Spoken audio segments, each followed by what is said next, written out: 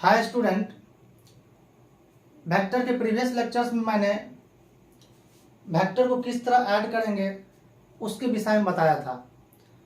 और ये भी मैंने बताया था कि जब भी हम दो वेक्टर को ऐड करते हैं या दो से ज़्यादा वेक्टर को ऐड करते हैं तो दो या दो से ज़्यादा वेक्टर को एक सिंगल वेक्टर से रिप्लेस करते थे, और वो जो सिंगल वेक्टर होता था मेरा उसको बोले थे रिजल्टेंट वेक्टर होता था।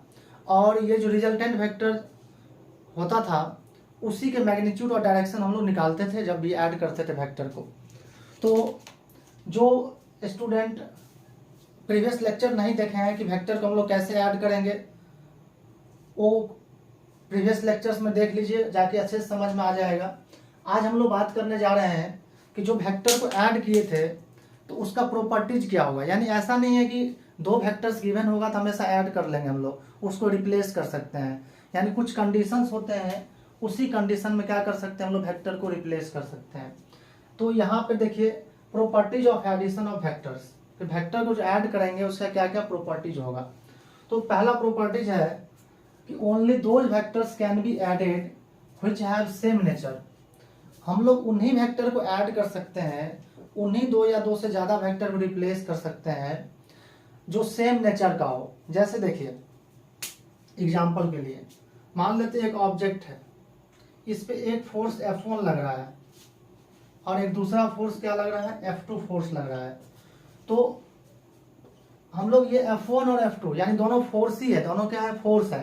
तो ये F1 और F2 जो फोर्स है, ये दोनों फोर्स को एक सिंगल फोर्स से हम लोग रिप्लेस कर सकते हैं, ऐड कर सकते हैं। यानी F1 और F2 को क्या कर सकते हैं, ऐड कर सकते हैं।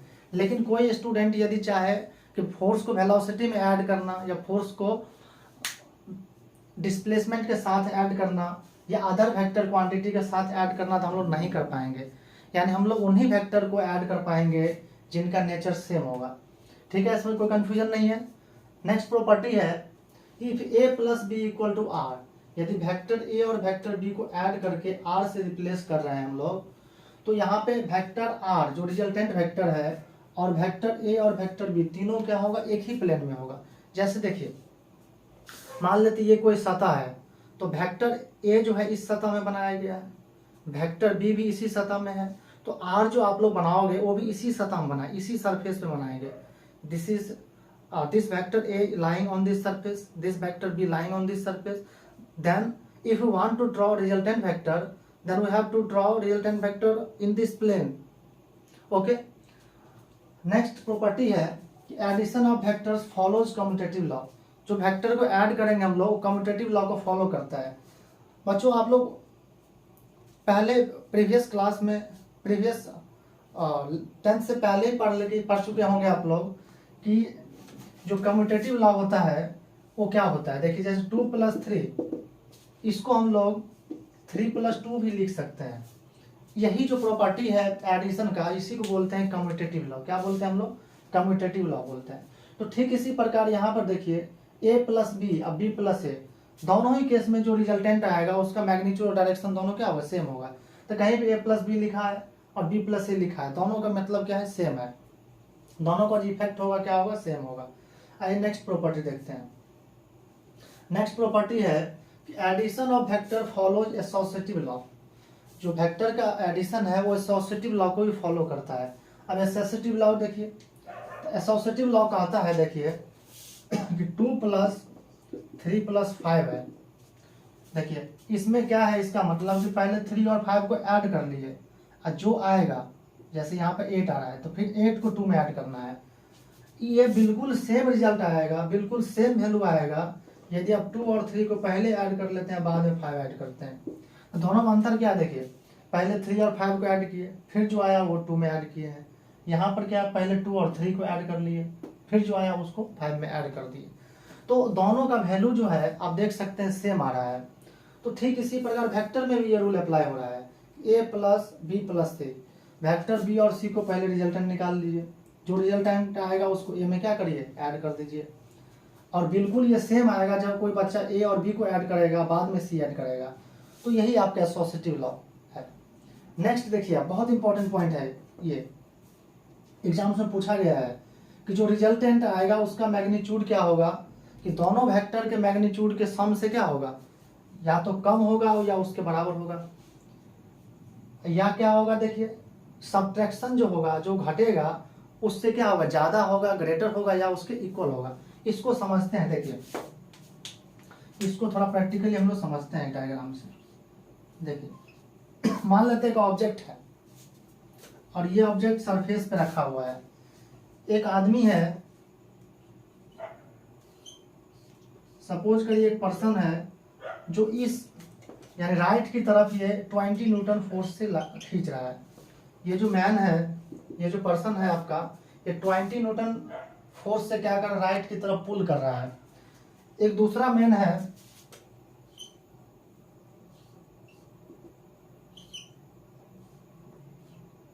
और ये लेफ्ट की तरफ जो है आपका 10 न्यूटन फोर्स से खींच रहा है। तो देखिए फोर्स अपोजिट डायरेक्शन में है, यहाँ पे क्या है, फोर्स अपोजिट डायरेक्शन में है। तो कोई आदमी कहता है कि net force on the object, ये जो ऑब्जेक्ट है जिसका मास m है, इस पे नेट फोर्स बताइए, यानी रिजल्टेंट फोर्स बताइए। नेट फोर्स की मीन्स रिजल्टेंट फोर्स बताइए। तो जो रिजल्टेंट फोर्स होगा एफ नेट, जो एफ नेट होगा उसका जो वैल्यू आएगा, तो आप लोग याद रखेंगे जब दो वेक्टर अपोजिट डायरेक्शन में होगा तो रिजल्टेंट का जो मैग्नीट्यूड होगा वो डायरेक्ट बड़ा में से छोटा घटा दीजिए। ये क्या होगा, 20 न्यूटन माइनस 10 न्यूटन। और आपको पता है कि 20 न्यूटन राइट की तरफ है और 10 न्यूटन लेफ्ट की तरफ है। तो जो बचेगा फोर्स एक्स्ट्रा 10 न्यूटन बचेगा, किधर की तरफ बचेगा, राइट की तरफ बचेगा। किधर बचेगा, राइट की तरफ। अभी मैंने स्केलर तरीके से किया है, केवल वैल्यू लिखा है। तो देखिए ये जो वैल्यू आया सब्ट्रैक्शन, ये क्या है, ये जो रिजल्टेंट का वैल्यू है ये क्या है, देखिए जो रिजल्टेंट है दोनों के सब्ट्रैक्शन के क्या है आपका, या तो इक्वल होगा या उससे कम होगा। यदि किसी एंगल पे लग रहा होता, किसी एंगल पे मान लेते लगता तो क्या होता, कंपोनेंट में ब्रेक करते, हम लोग क्या करते, कंपोनेंट में ब्रेक करते। और यही फोर्स यदि क्या है सेम डायरेक्शन में लग गया, देखिए यदि मान लेते इधर 20 न्यूटन लगा, इधर 10 न्यूटन लगा, तो कितना हो जाएगा ये एफ नेट। इस केस में जो एफ नेट हो जाएगा ये 30 न्यूटन हो जाएगा। क्या हो जाएगा, 30 न्यूटन। तो देखिए जो रिजल्टेंट है, जो रिजल्टेंट है जब सेम डायरेक्शन में है तो देखिए ये 10 न्यूटन और 20 न्यूटन दोनों से क्या है, दोनों से क्या है आपका, दोनों से जो रिजल्टेंट आया है इस केस में वो दोनों से छोटा है।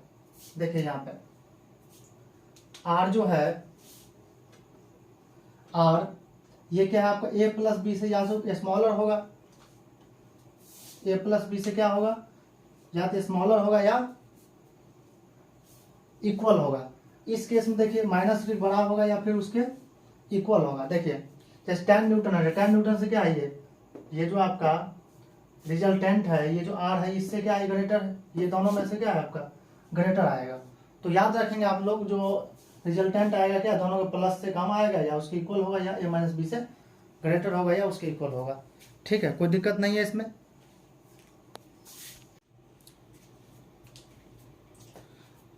तो आइए हम लोग कुछ देखते हैं कि वेक्टर के एडिशन से किस तरह का क्वेश्चन आता है। तो वेक्टर के एडिशन से जो क्वेश्चन आता है उसमें देखिए क्या रहेगा कि दो वेक्टर का मैग्नीट्यूड गिवन होगा और रिजल्टेंट का मैग्नीट्यूड यदि गिवन है तो दोनों वेक्टर के बीच के एंगल पूछा जा सकता है। ये एंगल दिया रहेगा, दोनों वेक्टर का मैग्नीट्यूड गिवन होगा तो रिजल्टेंट का मैग्नीट्यूड और रिजल्टेंट का डायरेक्शन पूछा जा सकता है। तो आइए एक क्वेश्चन है, इसको हम लोग सॉल्व करते हैं। क्वेश्चन में कह रहा है कि एक वेक्टर ए का मैग्नीट्यूड जो है 3 यूनिट है। देखिए लिखा है इफ, इसको पढ़ते हैं मैग्नीट्यूड ऑफ वेक्टर ए, क्योंकि वेक्टर ए को मॉड के अंदर रखा गया है। तो if magnitude of vector A equal to 3 unit and magnitude of vector B is 4 unit and magnitude of resultant of vector A and vector B. देखिए कह रहा है कि जो रिजल्टेंट आ रहा है उसके मैग्नीट्यूड जो है वो आपका 5 यूनिट है। Then find angle between vector A and vector B. तो हम लोगों को पता करना है कि वेक्टर ए और वेक्टर बी के बीच का एंगल क्या होगा। जैसे एग्जाम देखिए डायग्राम में समझते हैं हम लोग। जैसे ये वेक्टर ए है, मानिए ये वेक्टर ए है और ये वेक्टर बी है, तो यही दोनों वेक्टर के बीच में क्या करना है, हम लोगों को एंगल पता करना है। तो कैसे करेंगे देखते हैं हम लोग, बहुत ईजी है।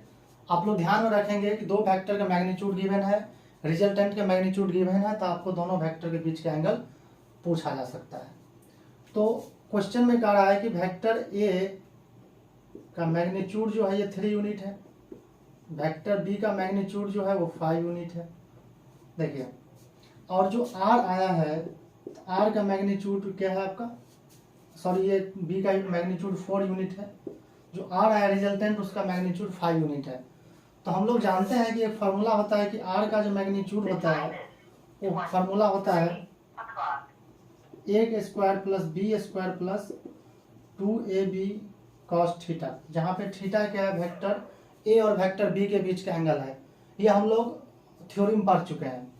तो देखिए जहाँ जहाँ वैल्यू दिया है सब वैल्यू पुट कर देते हैं हम लोग। तो आर का जो मैग्नीट्यूड है 5 यूनिट है, 5 पुट कर दिए हम लोग। रूट अंदर ए का स्क्वायर मीन्स 3 के स्क्वायर, ये 9 लिख सकते हैं। बी के स्क्वायर दैट इज 4 के square that is 16 plus 2 into A, 2 into 3, B का मैग्नीट्यूड है 4 इंटू कॉस थीटा। तो यहाँ से देखिए अब हम लोग स्क्वायर भी कर लेते हैं, तो ये क्योंकि रूट क्या करना, हटाना पड़ेगा हम लोगों को। तो ध्यान क्या करेंगे, स्क्वायर करेंगे दोनों तरफ, तो स्क्वायर कर लेते यहाँ 25 हो गया। लेफ्ट में स्क्वायर करेंगे तो स्क्वायर रूट खत्म हो जाएगा, 9 प्लस 16 25 हो जाएगा। प्लस क्या होगा, 2 3 जा 6, 4 जा 24 इंटू कॉस थीटा। देखिए अब आगे, तो ये 25 और 25 क्या होगा, कैंसिल हो जाएगा। तो लेफ्ट में बचेगा 0, इसको इधर लाएंगे तो ये 0 बच जाएगा। तो 0 इक्वल्स क्या हो जाएगा, देखिए सिंपल इक्वेशन सॉल्व करना, 24 कॉस थीटा। तो यहाँ देखिए ये 24 इधर भेजेंगे तो क्या होगा, 0 हो जाएगा। तो कॉस थीटा का वैल्यू आ गया 0। कॉस थीटा का वैल्यू 0 होता है। तो माय डियर स्टूडेंट, आपको पता होगा कि ये थीटा का वैल्यू 90 पुट करते हैं, थीटा का वैल्यू 90 डिग्री पुट करेंगे तो कॉस 90 का वैल्यू क्या होता है, 0 होता है। पता होगा आप लोगों को कि कॉस 90 डिग्री का वैल्यू 0 होता है। इसका मतलब क्या है, थीटा का वैल्यू जो आएगा 90 डिग्री। तो जो वेक्टर ए और वेक्टर बी है ये दोनों क्या है, आपस में परपेंडिकुलर है। तो ये हम लोग पहले हम लोग नहीं जानते थे कि ये 90 डिग्री आएगा। देखिए ये डायग्राम जो होगा इसको मॉडिफाई करना पड़ेगा, और ये जो होगा आपका इस तरह होगा, ये वेक्टर बी, ये जो थीटा दिए थे हम लोग, थीटा बराबर 90 डिग्री। तो इस तरह से दो वेक्टर का मैग्नीट्यूड गिवन हो और रिजल्टेंट का मैग्नीट्यूड गिवन हो तो हम लोग क्या कर सकते हैं, दोनों वेक्टर के बीच का एंगल पता कर सकते हैं। ठीक है दोस्तों, इसकी स्क्रीनशॉट खींच लीजिए। आइए नेक्स्ट क्वेश्चन हम लोग देखते हैं। माय डियर स्टूडेंट, ये जो क्वेश्चन है बहुत इंपॉर्टेंट क्वेश्चन है। इसको देख, क्वेश्चन में क्या रहा है कि resultant of 2 unit vector is also unit vector, find angle between vector A and vector B. Question में कहा रहा है कि 2 यूनिट वेक्टर का जो रिजल्टेंट आ रहा है वो भी क्या है, यूनिट वेक्टर है, यानी रिजल्टेंट जो आया वो भी यूनिट वेक्टर है। तो वेक्टर ए और वेक्टर बी के बीच का एंगल निकालना है। तो माय डियर स्टूडेंट, यदि आप अच्छे से देखेंगे क्वेश्चन को, एनालाइज करेंगे तो आपको पता चलेगा तो यहाँ भी वेक्टर का मैग्नीट्यूड गिवन है और रिजल्टेंट का मैग्नीट्यूड गिवन है। कैसे, 2 यूनिट वेक्टर, तो दोनों यूनिट वेक्टर है, मीन्स दोनों का मैग्नीट्यूड क्या है, 1 है। और रिजल्टेंट भी क्या आ रहा है, is also unit vector, resultant का भी मैग्नीट्यूड 1 है, मतलब वेक्टर ए का मैग्नीट्यूड 1, वेक्टर बी का मैग्नीट्यूड 1, और आर जो है उसका मैग्नीट्यूड क्या है, 1 है। तो कह रहा है कि दोनों वेक्टर के बीच का क्या करिए, एंगल निकालिए। तो इसको सॉल्व करते हैं हम लोग, बहुत ईजी है। देखिए आप लोग ध्यान में रखेंगे क्वेश्चन को। तो मान लेते हैं let A cap and B cap are, हम लोग यूनिट वेक्टर को कैप से दिखाते हैं, are 2 unit vectors and R cap, क्योंकि रिजल्टेंट भी एक यूनिट वेक्टर आ रहा है इसलिए हम लोग इसको भी यूनिट वेक्टर्स दिखा रहे हैं। R cap is resultant vector. तो हम लोग जानते हैं कि जो रिजल्टेंट आएगा उसका मैग्नीट्यूड जो होता है दोस्तों वो क्या होता है, ए के मैग्नीट्यूड के स्क्वायर प्लस बी के मैग्नीट्यूड के स्क्वायर प्लस 2 इंटू ए के मैग्नीट्यूड इंटू बी का मैग्नीट्यूड इंटू कॉस थीटा, जहाँ पे थीटा क्या है, angle between vector A means A cap and B cap, क्योंकि यहाँ पे यूनिट वेक्टर दिया है। तो हम लोगों को पता है यूनिट वेक्टर का मैग्नीट्यूड 1 होता है, तो यहाँ पे आर कैप का मैग्नीट्यूड 1 लिख देंगे, यहाँ भी 1 लिखेंगे तो 1 का स्क्वायर 1, यहाँ भी 1 तो 1 प्लस 2 इंटू 1 इंटू 1, क्योंकि यूनिट वेक्टर है तो उसका मैग्नीट्यूड 1 लिखेंगे इंटू कॉस थीटा। कोई प्रॉब्लम नहीं है दोस्तों। देखिए तो 1 स्क्वायर कर दे, दोनों तरफ क्या करें, स्क्वायर भी कर दें, तो यहाँ 1 का स्क्वायर 1 ही होगा। यहाँ देखिए 1 + 1 2, यहाँ 2 स्क्वायर करने से रूट खत्म हो गया, रूट रिमूव हट गया, यहाँ 2 cos थीटा। ठीक है, तो अब थोड़ा सा सॉल्व कर लेते हैं इसको हम लोग। तो 2 cos theta is equal to, देखिए इसको इधर लाएंगे हम लोग, घुमा दिए तो 1 - 2 यानी -1, इसको इधर लाएंगे तो 1 - 2 -1 equal to 2 cos theta, 2 cos theta equal to -1। तो हम लोग यहाँ से cos थीटा का वैल्यू जो आ गया वो क्या आ गया, -1/2 आ गया, 2 इधर भेजेंगे -1/2। अब यहाँ ध्यान देना है माय डियर स्टूडेंट कि थीटा का क्या वैल्यू रखेंगे, क्या एंगल रखेंगे, कितना डिग्री रखेंगे एंगल, कि cos थीटा का वैल्यू क्या होना चाहिए, -1/2 होना चाहिए। तो आपको पता होगा कि cos थीटा का वैल्यू -1/2 मतलब थीटा का वैल्यू जो आएगा वो कितना आएगा, 120 डिग्री आएगा, कितना आएगा 120 डिग्री। तो आप लोग ध्यान में रखेंगे, ऐसे मैं मैथमेटिकल टूल जब करूँगा उसमें ट्रिगोनोमेट्री पढ़ाऊंगा, तो ट्रिगोनोमेट्री में क्या है, हम लोग सारे पढ़ेंगे फार्मूला कि कितना डिग्री क्या रखेंगे, क्वाड्रेंट वगैरह पढ़ेंगे तो आ जाएगा। फिलहाल याद रखेंगे कि थीटा का वैल्यू जब 120 डिग्री रखेंगे तो cos थीटा यानी cos 120 डिग्री का वैल्यू होता है -1/2। ठीक है, इसको फिलहाल क्या करेंगे, याद रखेंगे। तो आप ये प्रीवियस क्वेश्चन और ये क्वेश्चन को क्या ध्यान में रखेंगे, और ये कब अप्लाई करेंगे, जब दो वेक्टर का मैग्नीट्यूड गिवन हो और रिजल्टेंट का मैग्नीट्यूड गिवन हो तो एंगल हम लोग निकाल सकते हैं। ठीक है दोस्तों, आइए नेक्स्ट क्वेश्चन हम देखते हैं।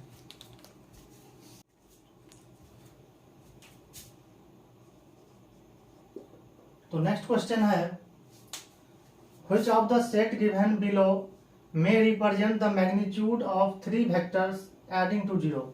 कह रहा है कि ये 3 वेक्टर का सेट दिया गया है आपको प्रत्येक ऑप्शन में, इनमें से कौन सा ऑप्शन ऐसा है जिसमें तीनों वेक्टर का जो रिजल्टेंट आएगा वो 0 आएगा, यानी जो रिजल्टेंट का मैग्नीट्यूड आएगा तो 0 आएगा। इस क्वेश्चन को थोड़ा समझिए।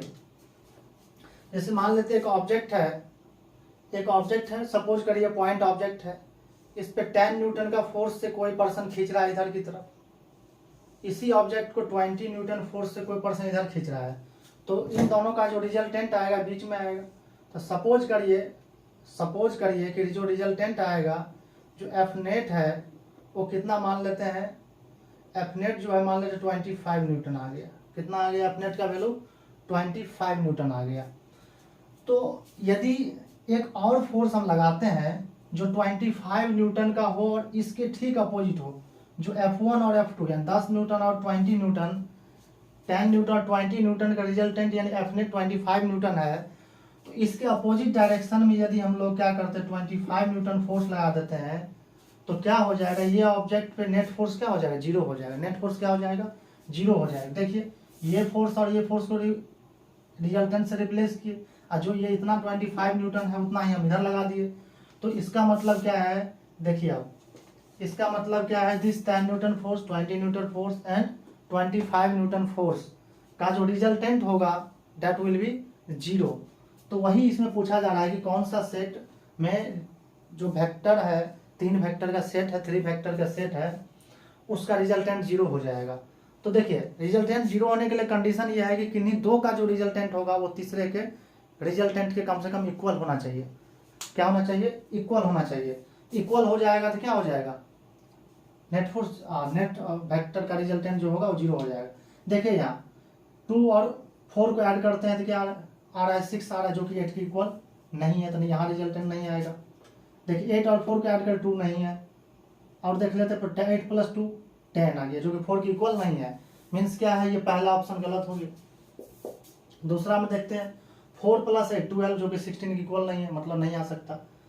16 + 8 8 से 20 4, जो कि 4 के इक्वल नहीं है, तो ये भी क्या होगा, ये भी नहीं आ पाएगा। यहाँ देखिए 1 + 2 3 इक्वल टू 1 नहीं है, लेकिन इधर से देखिए 1 और 1 को ऐड करेंगे 2 के इक्वल है। मीन्स क्या है, यहाँ आ रहा है रिजल्टेंट, यहाँ 0 आ रहा है। इस केस में देखते हैं, देखिए 0.5 + 1 तो 1.5, जो कि 2 के इक्वल नहीं है। कैसे भी करेंगे आप, किन्हीं दो को ऐड करेंगे, तीसरे इक्वल नहीं आ रहा है। सिर्फ ऑप्शन नंबर सी है जहाँ पे 2 का जो रिजल्टेंट आएगा वो तीसरे के इक्वल है। मीन्स क्या होगा, यहाँ 0 आने की पॉसिबिलिटी है। ऐसा नहीं कि 0 आ ही जाएगा, पॉसिबिलिटी है। क्या है आपका, जैसे यही मान लेते 25 न्यूटन का फोर्स यदि हम इस डायरेक्शन में लगा देते हैं तो क्या होगा, ये देखिए इस डायरेक्शन में लगाए थे तब जाकर रिजल्टेंट 0 हुआ था, यदि इधर लगा देते रिजल्टेंट 0 नहीं होगा। हाँ, लेकिन 3 में हम लोग एंगल वगैरह चेंज करके क्या है रिजल्टेंट 0 ला सकते हैं, तो ऑप्शन नंबर सी हो जाएगा। आइए एक और इम्पोर्टेंट क्वेश्चन करते हैं हम लोग। तो एक और इम्पोर्टेंट क्वेश्चन है, बहुत इम्पोर्टेंट क्वेश्चन है। ये क्वेश्चन सॉल्व करने के लिए मैं एक बहुत इंपॉर्टेंट थ्योरी बताने जा रहा हूँ कि क्वेश्चन को पहले समझ लेते हैं। देखिए क्वेश्चन में कह रहा है 3 forces F1, F2 and F3, 3 force है F1, F2 और F3 जो किसी ऑब्जेक्ट पे, ये ऑब्जेक्ट है, पॉइंट ऑब्जेक्ट सपोज करिए, इस ऑब्जेक्ट पे लग रहा है और इस तरह से लग रहा है कि किन्हीं दो फोर्स के बीच का जो एंगल है वो 120 डिग्री है। और साथ में ये भी कहा जा रहा है इस क्वेश्चन में कि जो फोर्स है उसका मैग्नीट्यूड तीनों का क्या है इक्वल है, F1 equal to F2 equal to F3। तो इस ऑब्जेक्ट पे नेट फोर्स क्या होगा ये हम लोग क्या करना है पता करना है। तो देखिए एक इंपॉर्टेंट पॉइंट याद रखेंगे कि हमारे पास यदि n नंबर ऑफ वेक्टर्स है, n number of vectors, n if we have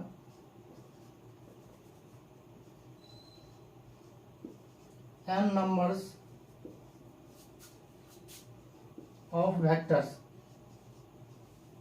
यदि हमारे पास n नंबर ऑफ वेक्टर्स है, बहुत सारा वेक्टर्स है, तो ये जो नंबर n वेक्टर्स है इसका रिजल्टेंट 0 कब होगा, इसका रिजल्टेंट 0 जैसे देख के ही कभी कभी बताया जाता है। देख बहुत क्वेश्चन ऐसा है जहाँ पे क्या है इससे क्वेश्चन पूछा जाता है।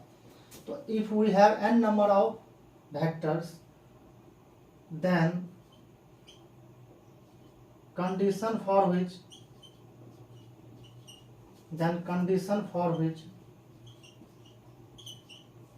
resultant of n vectors will be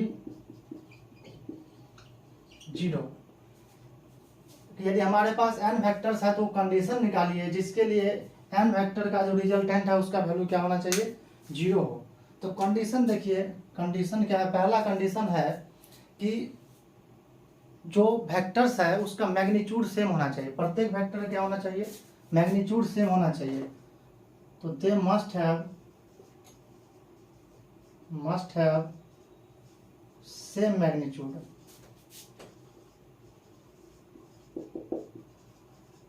उसका मैग्नीट्यूड क्या होना चाहिए सेम होना चाहिए। दूसरा कंडीशन है कि जो फोर्सेस है n नंबर ऑफ वेक्टर्स है वो एक ही प्लेन में लाई करना चाहिए, they should be in same plane, ये एक ही प्लेन में होना चाहिए। नेक्स्ट कंडीशन है कि जो नेचर है सभी वेक्टर का नेचर सेम होना चाहिए, nature of each vector must be same. ये तो हम लोग पढ़ भी चुके हैं कि तभी ऐड कर पाएंगे जब क्या नेचर सेम होगा। फोर्थ कंडीशन है कि किन्हीं दो वेक्टर का बीच का जो एंगल होगा, तो angle between any two adjacent, adjacent mean पास वाला, adjacent vector should be given by